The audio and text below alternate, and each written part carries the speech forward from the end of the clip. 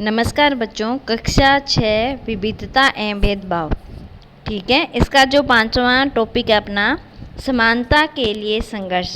कल हमने जो टॉपिक पढ़ा था वो था समानता के अंदर भेदभाव। ठीक है, आज की कहता है कि समानता के लिए संघर्ष।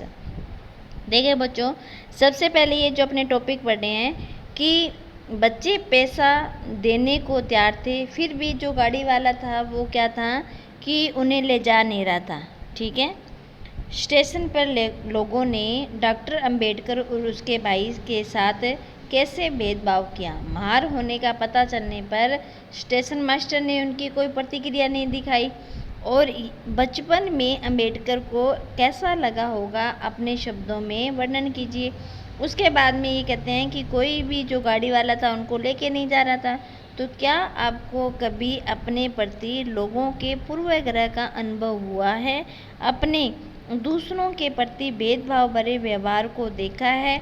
तो उससे आपको कैसा महसूस होता है?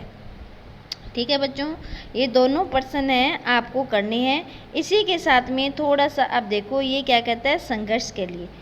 तो जो ब्रिटिश शासन था, जो अंग्रेज़ थे अपने भारत के अंदर आए थे, तो उन्होंने क्या था कि ब्रिटिश शासन, ठीक है, कि ब्रिटिश शासन ने से आज़ादी पाने के लिए जो संघर्ष किया गया उसमें समानता के व्यवहार के लिए भी किया गया था। संघर्ष भी शामिल था जिसमें दलित औरतें, जनजातीय लोग, किसान अपने जीवन के से संबंधित गैर या बराबरी का अनुभव किया गया और उनके खिलाफ क्या की गई, लड़ाई की गई। मतलब एक तरह से संघर्ष छिड़ा जिसमें जातिगत भेदभाव का भी क्या किया गया, विरोध किया गया। जैसा कि पहले की बात हुई कि बहुत सारे जो दलित संगठन थे वो मंदिर में प्रवेश नहीं करते थे, ना ही एक ही जैसे कुआं था उससे पानी लेते थे, या फिर नगर या निवास में कोई मतलब जाते थे तो वो अपने को संबोधन करते थे, या फिर कुछ ऐसा करते थे जिससे उनको पता चल जाता था कि ये नीची जाति के हैं। महिलाओं के ने मांग की कि जैसे पुरुषों के साथ उनका क्या है, शिक्षा का अधिकार दिया जाए। पहले महिलाओं को भी क्या है, शिक्षा का अधिकार नहीं दिया जाता था और मतलब सिर्फ पुरुषों को ही शिक्षा दी जाती थी। तो वैसे उन्हें भी अधिकार मिले। तो किसानों ने अपने, ठीक है, अपने आप को किसे, जमींदारों से और उसकी ऊंची ब्याज दर से भी क्या छुटकारा दिलाने के लिए क्या किया था, संघर्ष किया था।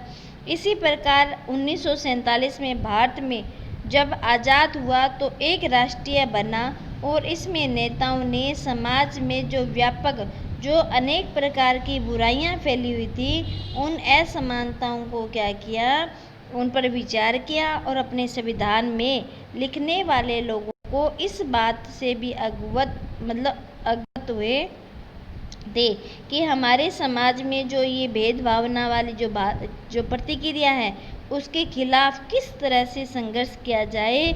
कि कई नेता इन लड़ाइयों का हिस्सा थे, जैसे भीमराव अंबेडकर थे या फिर अन्य बहुत सारे नेता थे जिन्होंने अपने भारत में इस छुआछूत की जो दृष्टि थी या असमानता की दृष्टि थी, इसमें लोगों को बराबर माना जाए। समानता का एक अहम मूल्य किस तरह माना जाए जो हम सभी भारतीयों को एक भारतीय के रूप में जोड़े। प्रत्येक व्यक्ति को समान अधिकार, समान अवसर, अस्पृश्यता का अंत हो और इस प्रकार से इसका विकास हो कि लोगों के अंदर जो अपराध की प्रवृत्ति है उसे समाप्त करके और अच्छा कार्य किया जाए। तो दलित के अलावा कई अन्य समूह थे जिन्होंने जिनसे भेदभाव किया जाता था। क्या आप भेदभाव के कुछ उदाहरण सोच सकते हैं? ठीक है, ये प्रश्न आ गया। उन तरीकों पर चर्चा कीजिए जिनके द्वारा खास ज़रूरत वाले लोगों के साथ में भेदभाव किया जा सकता है, जैसे कि जाति के आधार पर, या फिर जो विकलांग व्यक्ति होते हैं उनके आधार पर, या फिर ऐसे समूह के आधार पर। तो ये क्या है, या काले गोरे के आधार पर। तो ये जो भेदभावना की स्थिति है, मैंने आपको समूह बता दिया है। उस समूह के आधार पर आपको क्या करना है, इसका अंतर स्पष्ट करना है। ये देखो बच्चों, ये जैसे जिस प्रकार ये औरतें हैं, ठीक है। तो ये औरतें हैं वो एक तरह से आंदोलन कर रही है, किस लिए कर रही है? अपनी शिक्षा से संबंधित कर रही है कि हमें भी पुरुष के समान है वो क्या प्राप्त हो? शिक्षा प्राप्त हो। देखो अपने अधिकारों के लिए मांग कर रही है ना। तो ये क्या कहता है कि कानूनी रूप से ख़त्म कर दिया गया है और लोग अपनी पसंद का काम चुनने के लिए बिल्कुल आज़ाद है। नौकरियां सभी लोगों के लिए खुली हुई है और इसके अलावा संविधान ने सरकार पर यह विशेष जिम्मेदारी डाली थी कि जो गरीब या मुख्य धारा से अलग थलग जो समुदाय है उनको भी समानता के अधिकार के फ़ायदे दिलाएं और कुछ विशेष कदम उठाए जाएं, जैसे कि जो घुमक्कड़ जाति के लोग हैं, है ना, जो एक स्थान से दूसरे स्थान पर घूमते रहते हैं, तो इन बच्चों की शिक्षा के लिए, रहने के लिए, खाने पीने के लिए भी संविधान ने या कानून ने क्या की थी? व्यवस्था की थी। अब ये जो चित्र दे रखा है बच्चों, ये हमारे भारतीय संविधान से संबंधित भारत के संविधान में लिखने वाली जो समितियां थी, ठीक है, संविधान की जो समितियां थी, उन संविधान की समितियों के कुछ सदस्य हैं, ठीक है, जो आप मतलब अपने पुराने समय के अंदर मतलब दे रखा है, अलग अलग नाम इनके भी नीचे दिए हुए हैं, तो उन नाम के माध्यम से आप क्या है इसका पता लगा सकते हो। अब ये कहता है कि अपने विचारों पर मतलब जोर दिया गया और यह पाठ इसी बात को बताता है कि असमानता आज भी मौजूद है। समानता वह मूल्य है जिसमें, ये देखो, समानता वह मूल्य है जिसके लिए हमें निरंतर संघर्ष करते रहना होगा। भारतीयों के लिए समानता का मूल्य वास्तविक जीवन का हिस्सा बने, सच्चाई बने और इससे लोगों के लिए जो संघर्ष की स्थिति थी, ठीक है, उस संघर्ष को लेते हुए आंदोलन और सरकार द्वारा उठाए जाने वाले कदम बहुत ही ज़रूरी है।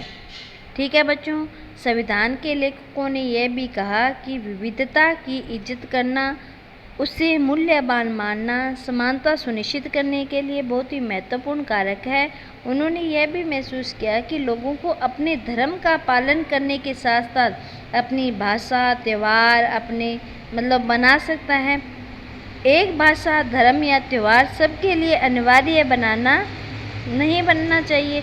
वो कहते थे कि सभी धर्मों के लोगों को बराबर मानना और सभी धर्म है, इसलिए भारत को धर्मनिरपेक्ष देश माना था। धर्मनिरपेक्ष मतलब सभी धर्म का सम्मान करते हुए किसी विशेष धर्म को महत्व न देना। इसे हमारी एकता के महत्वपूर्ण कारक के रूप में देखा गया और हम, ठीक है, और हम क्या है बेटा, और हम इकट्ठे रहते हैं और इस प्रकार एक दूसरे की क्या करते हैं? इज्जत करते हैं। तो ये जो पृष्ठ दिया गया है ये संविधान के पहला पृष्ठ है। इसमें हमें क्या दिया गया है बच्चों? संविधान की प्रस्तावना दी गई है जिसे हम उद्देशिका के रूप में भी जानते हैं। आज ये अपना लेसन है वो समाप्त हो रहा है और इसी के साथ में आगे जो प्रश्न उत्तर हैं वो हम करेंगे। जय हिंद, जय भारत बच्चों।